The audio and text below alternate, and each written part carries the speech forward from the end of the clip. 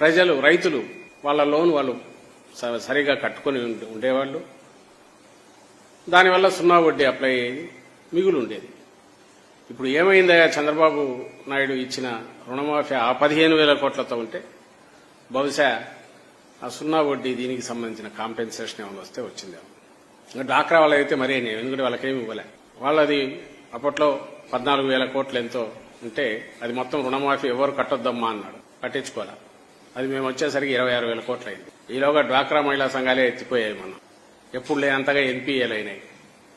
అవి సున్నా వడ్డీ ఎగిరిపోయింది. అసలు ఇవ్వలే, సున్నా వడ్డీ ఇవ్వలేదు. పైగా మీరు మర్చిపోండి నేను కడతాననేది అది కట్టలేదు.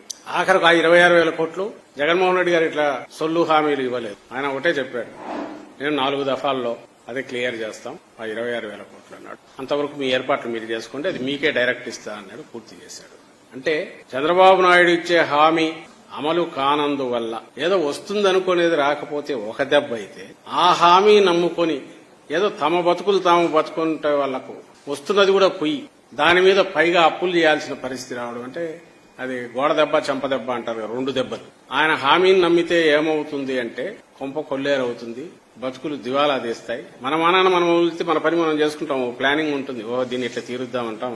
ఇస్తామని ఎవడు పొరపాటున కూడా కట్టొద్దు నేను ఇస్తానంటే సహజంగానే దాన్ని నమ్ముకొని వెయిట్ చేయడం ద్వారా ఎంత దెబ్బ తగులుతుంది అనేది మన రాష్ట్రంలో అన్ని వర్గాల వాళ్లకు, ఎవరైతే అర్హులైన వర్గాల వాళ్లకు వాళ్ళందరికీ కూడా ఇది అనుభవం అయింది. ఉదాహరణకు ఇప్పుడే నేను ఈరోజు చూస్తూ మళ్ళీ ఇప్పుడు మేనిఫెస్టో గురించి చూసిన, ఈయన ఏం చేసినాడా అని చూస్తే ఇది చూడండి. ఈరోజు హామీలు సూపర్ 6 అనే అడ్వర్టైజ్మెంట్ చూస్తుంటే నాకు గుర్తొచ్చారు. ఇవి ఎక్కడ కూడా మీరు అర్హత ఏందని చెప్పడు. యువతకు 20 లక్షల ఉపాధి అవకాశాలు, నెలకు 3,000 నిరుద్యోగ భృతి. ఈ 3,000 నిరుద్యోగ భృతి అసలు నిరుద్యోగులు ఎవరు, ఏ బేసిస్ మీద చూస్తావు, నిరుద్యోగ అర్హత ఏమి పెడతావు, 3,000 అందరికీ ఇస్తావా? జనరల్ గా సహజంగా ఏమనుకుంటారు, 10th క్లాస్ ఇంటర్మీడియట్ వాళ్ళు కూడా మేము నిరుద్యోగం కింద 3,000 వస్తుందంటారు. అలాగే కింద ప్రతి రైతుకు ఏటా 20,000 ఆర్థిక సహాయం. ఏ రైతులకు తెలియదు. సరే, మహిళలకు ఉచిత బస్సు ప్రయాణం, స్కూళ్లకు వెళ్లే ప్రతి విద్యార్థికి ఏడాదికి 15,000, ప్రతి ఇంటికి ఉచితంగా, ప్రతి మహిళకు నెలకు 1,500. అంటే మహిళలందరూ అనుకోవడానికి అవకాశం ఉండేది.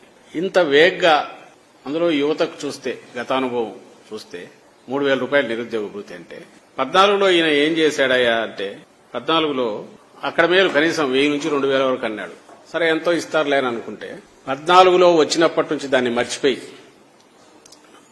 మా నాయకుడు జగన్మోహన్ రెడ్డి గారు దాని మీద ఒకటే నిలదీసి ఇది చేస్తే మధ్యలో అసలు నిరుద్యోగ భృతి అనే పథకమే లేదని చెప్పి వాళ్ళ మంత్రి అచ్చెన్నాయుడు, ఇప్పుడు ఆ పార్టీ రాష్ట్ర అధ్యక్షుడు, ఆయన చెప్పి ఆ తర్వాత కూడా తప్పదు, ఇది చాలా మనం అందరికీ మేము చేసిన ప్రచారం, వైఎస్ఆర్సీపీ చేసిన ప్రజలందరికీ తెలిసి దీనివల్ల ఇదవుతుంది అనుకో. ఇంకా ఆ తర్వాత పెట్టిన వడపోసుకుంటూ వస్తే 1,000,000 మందికి పైగా ఉంటే వాళ్ళు వడపోస్తూ ఫస్ట్ 10th ఇంటర్ పై ఎలిజిబిలిటీ లేదు, తర్వాత డిగ్రీ పాస్ అయి ఉండాలా, తర్వాత దానికి సంబంధించినంత వరకు అని 12 లక్షల మందిని ఇంతమంది అర్హులని తెలిసి ఆఖరకు వాళ్ళది కేవైసీ అని ఏదో అది పెట్టి అవన్నీ చేసి ఆఖరికి ఎంతమందిని తీసుకొచ్చాడు. అది కూడా ఎన్నికలకు 3-4 నెలల ముందంటే 1,62,000 మందినేమో ఫైనలైజ్ చేశాడు. దానికి కూడా ఫండ్ ఎంత పెట్టాడంటే 40 కోట్లు తూతూ మంత్రంగా పెట్టాడు. అది కూడా నాకు తెలిసి ఎన్నికల వరకు అది వచ్చిందో లేదో కూడా నాకు అనుమానమే. 1,62,000 దాంట్లో కూడా ఇంకా ఎంతమందిని ఓడబోసాడో తెలియదు. అంటే నేను ఎందుకు చెప్తున్నానంటే 1,000 నుంచి 2,000 కంటే ఏమనుకుంటారు ఎవరైనా, ఏదో 10th క్లాస్కి 1,000, 1,500, 2,000 అనుకుంటారు. ఎక్కడ కండిషన్స్ అప్లై అనేది కదా మన డిస్క్లైమర్ లేకుండా మోసం చేసే ప్రైవేటు వ్యాపారి ఎట్లయితే వాడిన కనీసం సన్న లెటర్స్ తో చదవలేనంత లెటర్స్ తో కింద పెట్టింటాడు, భూతద్దం పెట్టుకుని చూసేది చిన్న స్టార్ పెట్టి ఎక్కడో ఉంటుంది, వెతుక్కుంటే దొరుకుతుంది కండిషన్స్ అప్లై అనే దాంట్లో. ఈయనకు అది కూడా ఉండదు. అసలు అర్హులకనే మాట కూడా అన్నాడు. ఎందుకంటే ఎలాగో ఇచ్చేది కాదు, మొత్తం కొట్టు దాని కింద కొట్టేస్తే అదే సరిపోతుంది. మొత్తం ఎంతమంది ఉంటే అంతమందికి అని రాసుకోమంటాడు.